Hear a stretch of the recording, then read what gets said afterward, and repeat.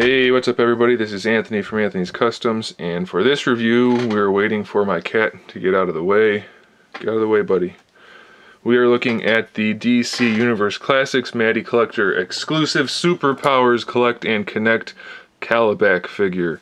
Now, if you guys have been following my DC Universe Classics Superpowers figure reviews, then, come on, cat. Then you guys know that the figure's left a little bit to be desired. I actually had to get my Superman replaced twice, and finally on this third one, which is why I was finally able to build Kalibak here, the figure itself looks like it's actually in really good shape, but the card was just totally mangled. So that's pretty disappointing. But anyway, on to Kalibak. Since he doesn't come on a card or anything, we don't have to worry about that. You just have to hope, and I haven't heard of any issues of this so far, but you have to hope that you get all of the right pieces in the figures that you bought. So it's basically the exact same figure that we got in whatever wave that was. It's the exact same Kalibak that we got before, but with a new paint job, which is actually for the most part pretty good. The hair has that bluish gray shading going on. The eyes and the mouth are painted fairly well. The eyebrows are there, so that's okay. The suit itself is painted well enough, and I say that because it's not great in the yellow department. There's a lot of kind of like bluish green showing through. It's not quite where it belongs everywhere, but it looks good enough in most cases. The blue is painted fairly well throughout everywhere. Can't really complain too much about that. On the gloves, same thing, looks pretty good. We have blue on the shorts, but then brown underneath the blue, so that looks pretty lazy. Not so great, but it is painted there. Now, the thing that really makes this figure not look that good when it could look pretty darn good is shading on the face, the legs, and the arm. Look at all of that texture. It's sculpted there, and being molded in one color really detracts. Since it is sculpted, it does not look good. It really should be shaded. And then same thing for the face. A little bit of shading would have gone a long way. And also, I don't know if you can tell, you might be able to tell, it's actually kind of glossy. It's not, well, not glossy, but it's definitely not as flat as it should be. It's more of a satin paint for the face, and it just detracts a little bit. Wow, let's see if I can say it without stammering the whole way through.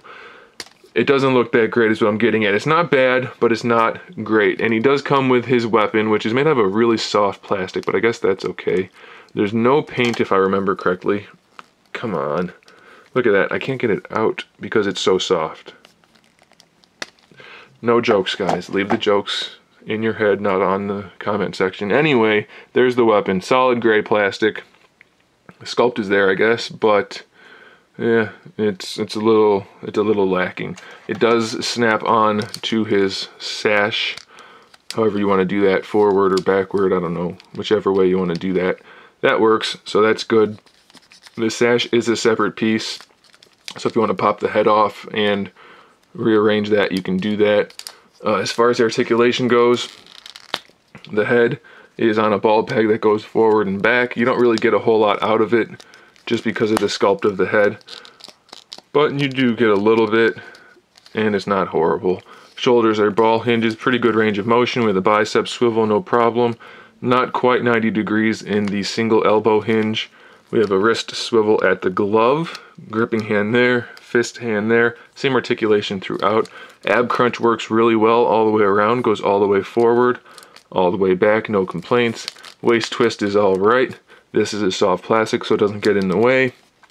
For the hips, they do go out to the side as far as you need them to, or would want them to. Going forward and back, not so much. That's all you're gonna get.